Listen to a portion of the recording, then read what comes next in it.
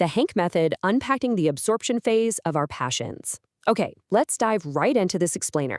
Today, we're unpacking a really fascinating conversation about why some of us completely lose interest in the hobbies we once absolutely loved. Have you ever been entirely, undeniably obsessed with a topic? Like maybe it was a specific genre of music, a historical era, or even a complicated strategy game. You lived it, you breathed it, you consumed every single piece of information you could find. And then you woke up one day and you just didn't care anymore. The fire was just gone, replaced by this cold indifference. Why does that happen? Well, let's find out. Section 1. The concert ticket rejection.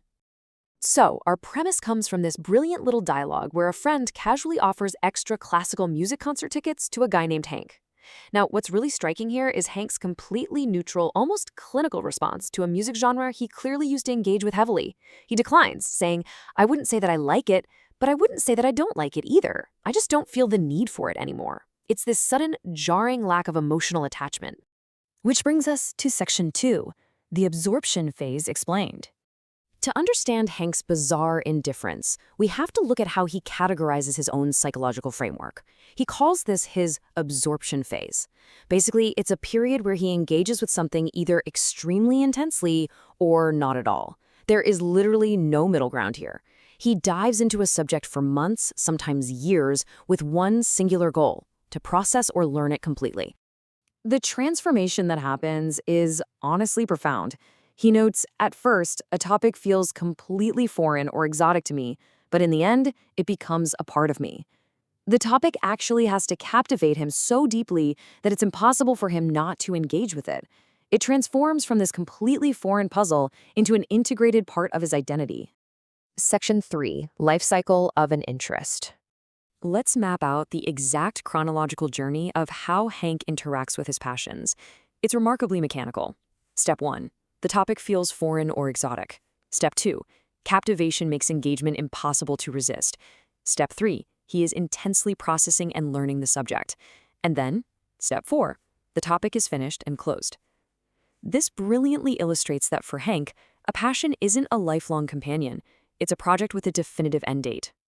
And this is exactly why he rejects those concert tickets. He tells his friend, "As you can probably guess, I've already had my classical phase. That topic is closed for me." Once he reaches step 4, the obsession is completely over. There's just nothing left for him to extract from it. Section 4. Processing kills the emotion. So here is the absolute wildest part of Hank's method, the underlying paradox. Mastering a topic actually destroys his emotional connection to it. Think about it. Hank can still speak at length about classical music. He retained all the knowledge, but he no longer has any emotional reactions to it.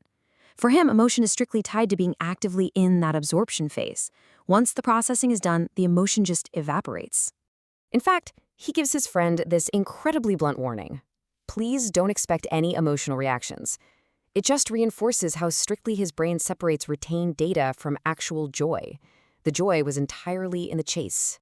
Section 5. How we consume passions. Let's zoom out from Hank's personal quirk for a second. The source dialogue actually breaks down different classifications for how we consume hobbies. On the left, we have the absorber. That's Hank. He intensely lived the topic for a temporary period. He specifically denies being an expert, though. Because on the right, you have the academic.